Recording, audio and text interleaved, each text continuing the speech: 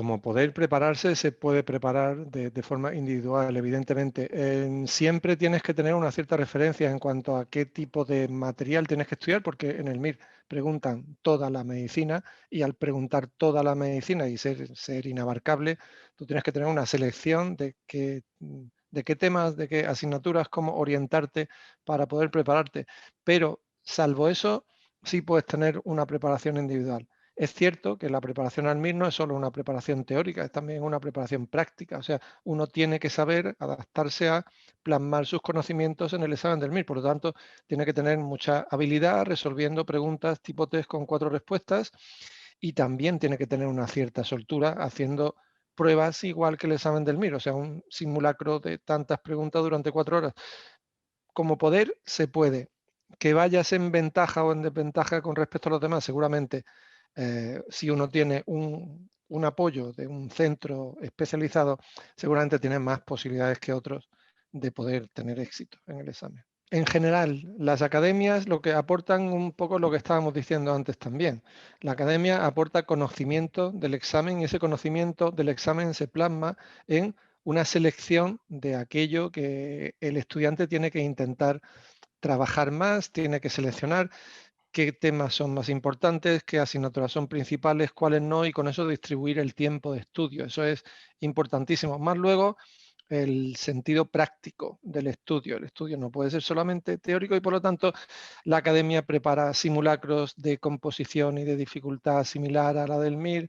La academia prepara muchas preguntas para que el estudiante trabaje y sobre todo la academia también aporta conocimiento por parte de sus docentes para hacer que el estudio del alumno sea lo más eficiente posible, sea lo más rentable posible y no tenga que perder mucho tiempo en intentar comprender cosas, sino que los profesores sepan guiarte de forma que tu trabajo rinda mucho más. Dentro de esto que estamos hablando, de que la academia puede aportar un extra, un plus, puede dar un mayor rendimiento, puede hacer que los estudiantes estén mejor preparados, lo que nosotros intentamos desde CTO es hacer una cobertura completa. O sea, el método CTO se basa principalmente en mantener el mejor rendimiento académico de los alumnos dentro de la mayor capacidad para soportar una situación de presión, una situación de tensión, de incertidumbre como es el MIR. Hay un factor claro que es necesario conocer. El estudiante de medicina está acostumbrado a ser el mejor de su instituto, el mejor de su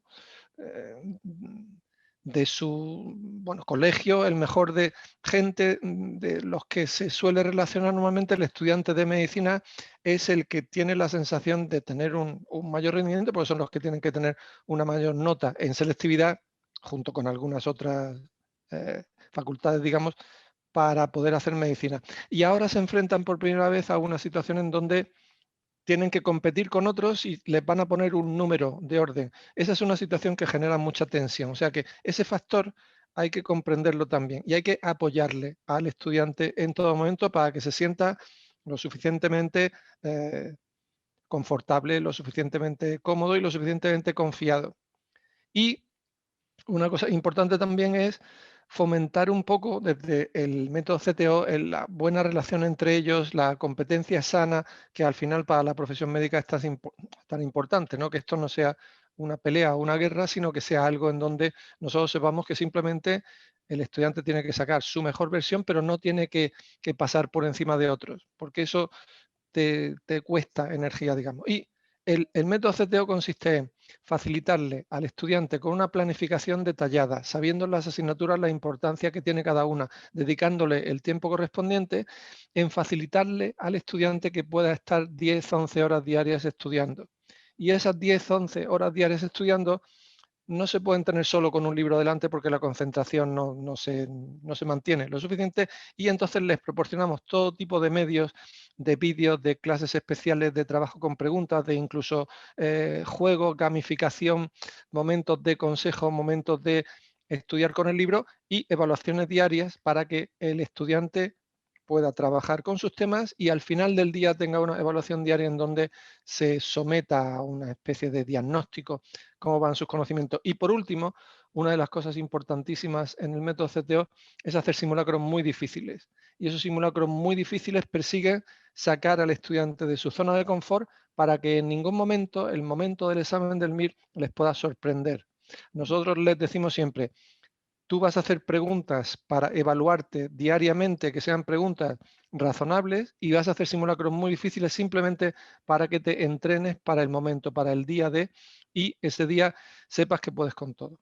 Justo después del examen MIR hay un periodo de incertidumbre en el que además los alumnos se han acostumbrado a estar todo el día pendientes del MIR y no pueden cortar de pronto ese cordón umbilical, les cuesta mucho trabajo. Entonces tienen pues la corrección del examen, las impugnaciones de las preguntas, el número de orden, si el número de orden te va a dar suficientemente para coger una plaza u otra, el informarse en los hospitales también de cuál va a ser su mejor opción, ese periodo, y luego ya la elección de la plaza. Y cuando eligen plaza, acceden a su residencia y ahí, pues, evidentemente, tienen que seguir formándose. O sea, el médico no termina de estudiar nunca hasta que se muere, creo yo, porque uno termina siendo médico siempre, hasta no se jubila nunca. Uno sigue siendo médico o sigue sintiéndose médico. Entonces, hay que formarse siempre.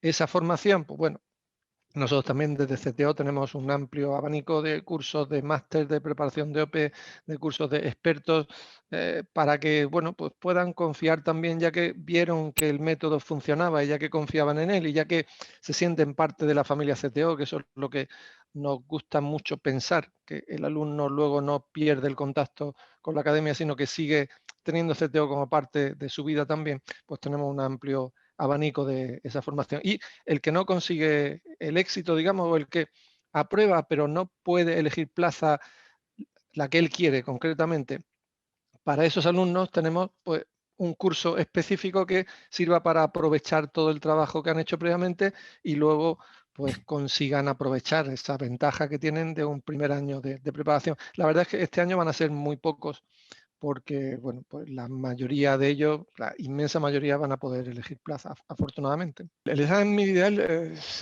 son 175 preguntas, lo que hay ahora mismo, con 4 respuestas y una población de 13, 14, 15.000 personas según el año que se presenta. El examen MIR ideal tiene que ser aquel que discrimine realmente, ya que estamos en la selección de los alumnos para poder elegir una plaza que sea mediante conocimientos médicos, pues que realmente el examen sepa discriminar esos conocimientos médicos. O sea, un examen discriminativo es un examen en el que haya relativamente pocas preguntas muy fáciles que acierta todo el mundo y pocas preguntas muy difíciles que falla todo el mundo, porque esas preguntas realmente casi que no discriminan. O sea, las preguntas tienen que tener un cierto punto de dificultad, un cierto punto de duda para que el alumno pues pueda saberse bien quién tiene más nivel y quién tiene menos nivel, quién ha estudiado más y quién tiene más capacidad para solucionar problemas, porque al final la pregunta te plantea un problema y eso, por lo tanto, tenían que ser preguntas de dificultad media, que acierte entre el 30 y el 70% de los alumnos. Esas serían las que discriminan, porque si se restringe mucho el número de preguntas que discriminan,